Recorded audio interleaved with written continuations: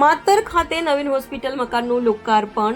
આરોગ્ય અને પરિવાર કલ્યાણ વિભાગ ગુજરાત રાજ્ય દ્વારા માતુશ્રી શાંતાબા મૂલચંદજી સામૂહિક આરોગ્ય કેન્દ્ર માતર ખાતે નવીન હોસ્પિટલ મકાનનું લોકાર્પણ કરવામાં આવ્યું. ખેડા સાંસદ દેવુસિંહ ચૌહાણે માતુશ્રી શાંતાબા મૂલચંદજી સામૂહિક આરોગ્ય કેન્દ્ર માતર ખાતે ₹4.62 કરોડના ખર્ચે બનેલ નવીન હોસ્પિટલ મકાનનું લોકાર્પણ કરી માતર સહિત આસપાસના લોકો માટે અત્યાધુનિક સુવિધાઓથી સજ્જ આરોગ્ય સેવાઓનો પ્રારંભ કરાવ્યો હતો.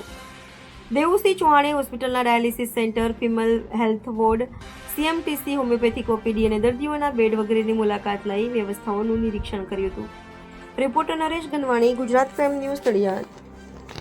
સરકારના લોકલાડીલા મુખ્યમંત્રી આદરણીય ભૂપેન્દ્રભાઈ પટેલ સાહેબના આશીર્વાદથી આરોગ્ય અને પરિવાર કલ્યાણ વિભાગના મંત્રી શ્રી ઋષિકેશ પટેલના ભાવનાથી આજે ખેડા જિલ્લામાં માતર મુકામે લગભગ 5 કરોડથી વધારે રકમનું CHCનું લોકાર્પણ લોક ભાગીદારી અમારા સ્થાનિક અહીંના દાતા આદરણીય નવનીત કાકા શાહના પરિવાર તરફથી માતૃશ્રી શાંતાબાના નામે પણ 2 કરોડથી વધારે દાન આપીને આજની એ માતરની જનતા માટે એક આધુનિક સેવાનું CHC સેન્ટર અહીંયા પ્રારંભ થયો છે.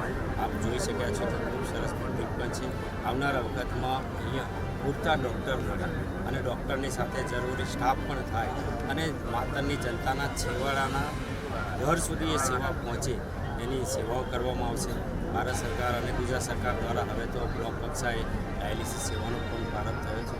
માતર પણ આ એક બ્લોક તાલુકામાં ડાયાલિસિસ પ્રારંભ થયો છે. ત્યારે હજુ પણ વધારે ડાયાલિસિસના મશીનો, જરૂરી સોનોગ્રાફી કે આધુનિક CT સ્કેન જેવા મશીનો અહીંયા આપવામાં આવે એ માટે પણ અમે પ્રયત્ન કરીશું અને માતરની જનતાને દૂર દરાજ ન જવું પડે એટલું જ નહીં પણ માતરને અડીને આવેલા તાલુકાઓ, ચાહે તારાપુર હોય, ધોળકા હોય કે નજીકમાં આવતા ખંભાત સુધીના રહીશોને પણ માતરમાં આવી આધુનિક સગવડ સસ્તા ભાવે અને અહીં તો મફત જ મળતી હોય છે. ત્યારે સૌ આને લાભ મળે એવી અમે ચિંતા કરીશું. આજના પ્રસંગે સરકારશ્રીનો અમે આભાર માનીએ છીએ.